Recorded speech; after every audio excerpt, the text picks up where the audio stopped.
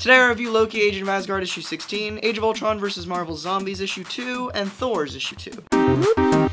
Hello and welcome to the show with reviews. I'm Auram, and today I review comics once again. None of that movie junk I've been doing recently. Anyway, let's get started.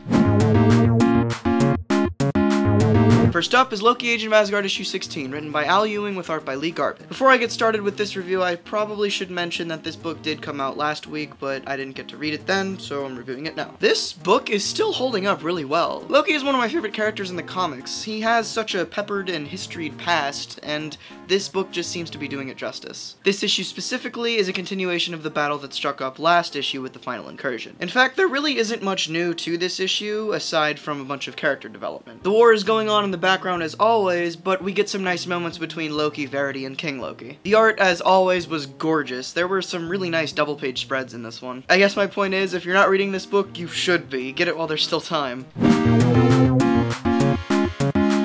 Next up is Age of Ultron vs. Marvel's Zombies #2, written by James Robinson with art by Steve Pugh. I'm actually really glad I gave this book a second issue. The first one wasn't anything special. Really, the only thing that interested me was the presence of Hank Pym and what they had planned for him. This issue specifically deals with the rise of Ultron and how Wonder Man, Jim Hammond, and the Vision fit in all this. Speaking of which, the art style changes during those flashback scenes, and I have to say, it's just really, really pretty. Something about the way it was colored, maybe? It's got that painted look, which I really love when done right. I'm saying really a lot. As for the normal art, it's nothing special. This may be an underdog title for me. I'm loving where the story's going, and the characterization of the characters is just really cool.